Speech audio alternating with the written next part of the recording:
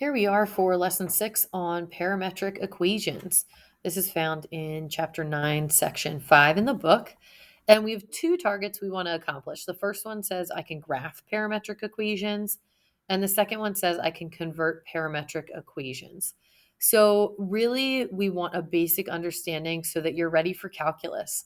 These are the two things that will help you understand parametric equations. So, we're going to graph them first to get a basic understanding of what they look like, and then we're going to convert them a lot like we did for polar when we went between polar and rectangular. Now we're going to go from parametric to rectangular. So learning how to turn these special functions back into regular functions. And the power of parametric, we're going to see here. So just a couple of basics. This says parametric equations give a way to describe the location of an object in motion in terms of time. If you picture back in Algebra 2 days, when you would graph a parabola and you would say, okay, we're throwing a ball, right? And it makes a parabolic shape. I want to find the maximum.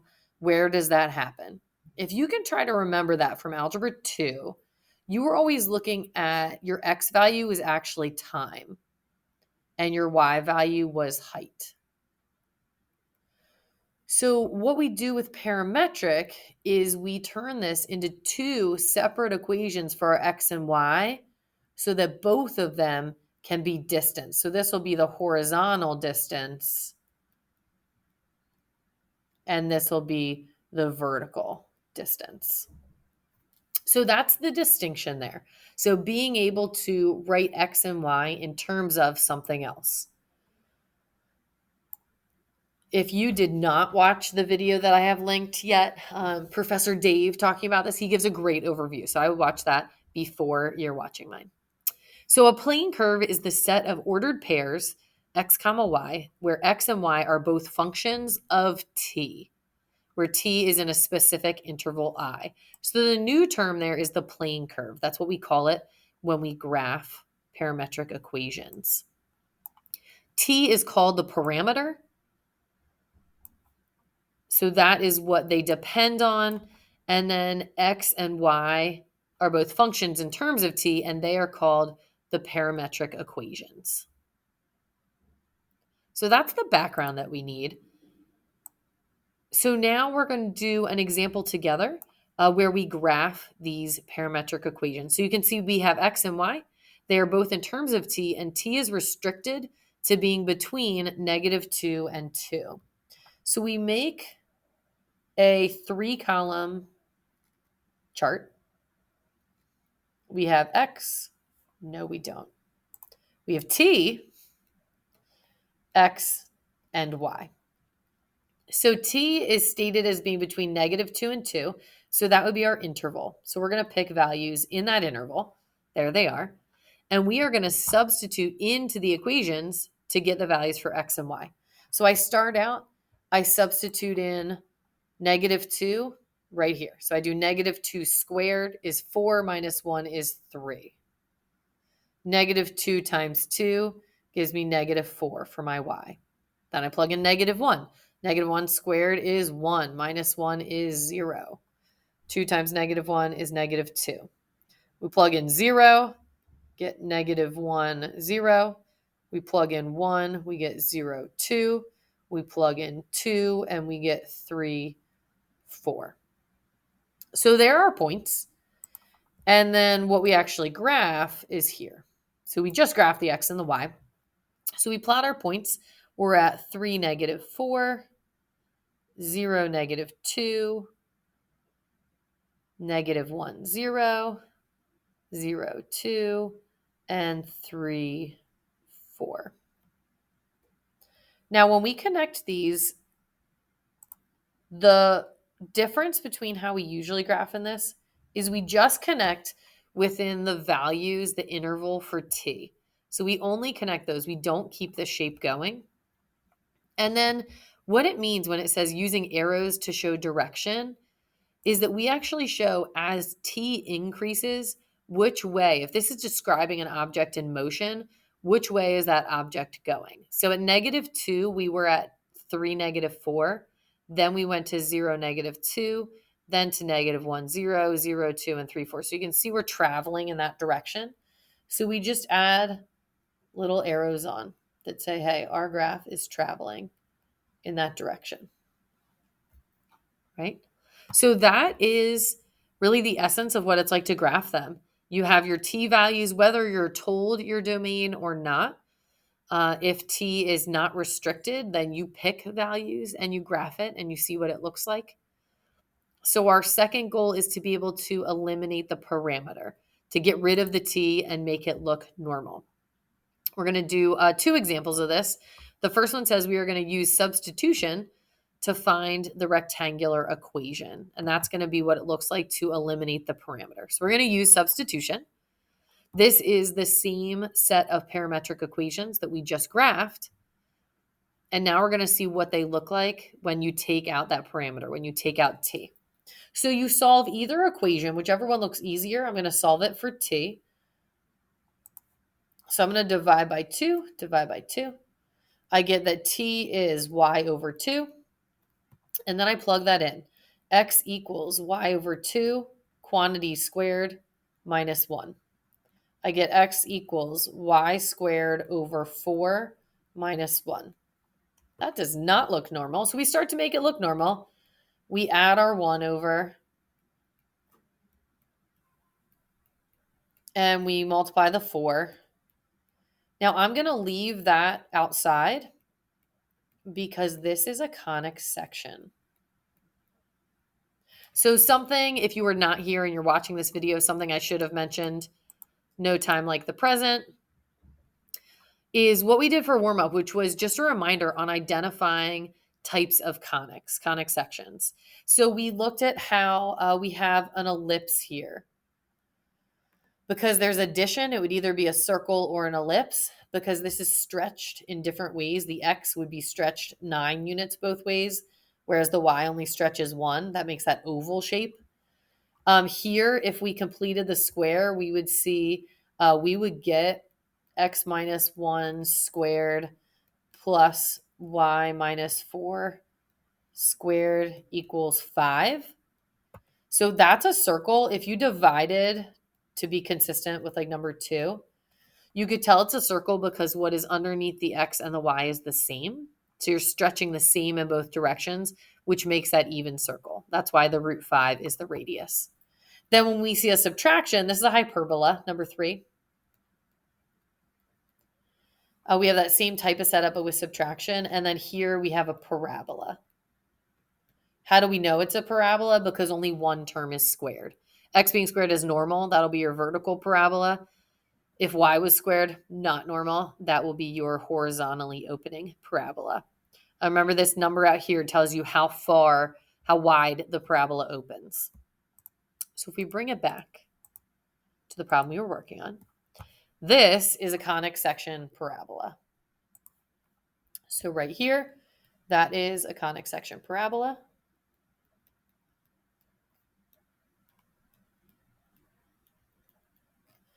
We could see that the vertex would be -1, 0, and it would open up 4 units. So let's just check that from our graph.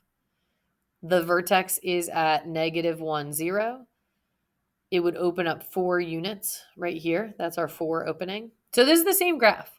The last thing we're going to add in, because there's a specific interval for our t, we have to take that into account because we don't want the full parabola that keeps going forever. We only want this piece.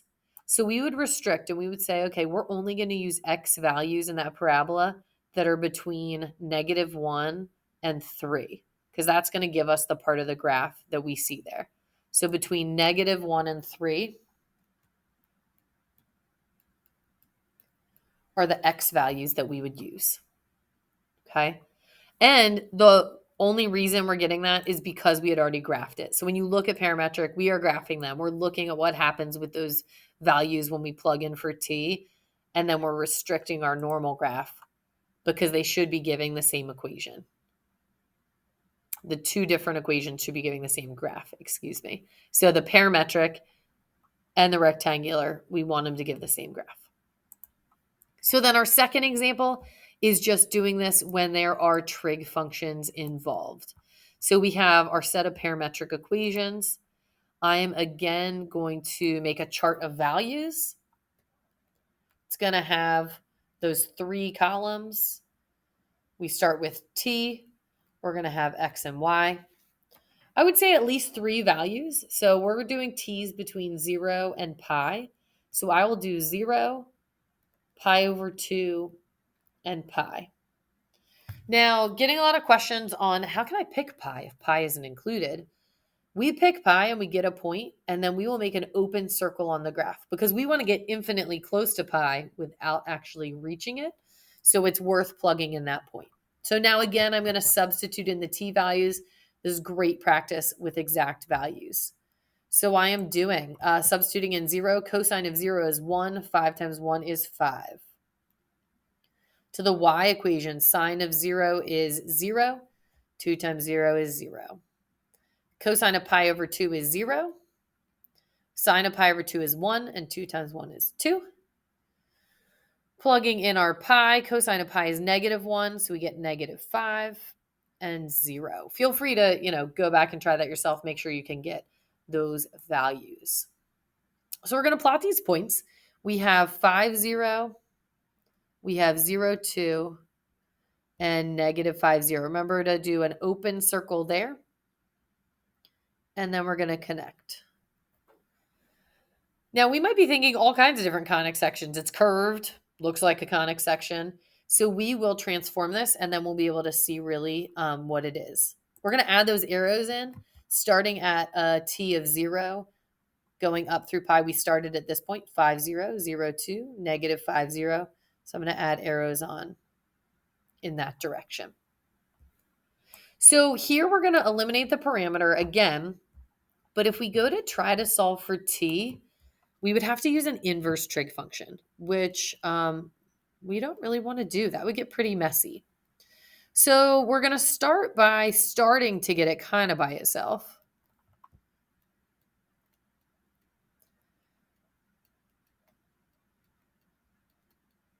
And we're going to remember here, when we solved equations, systems of equations in the past, one way of solving them was with substitution, which we did in the last problem. The other way was elimination. Elimination was when we combine the equations to make something nice happen.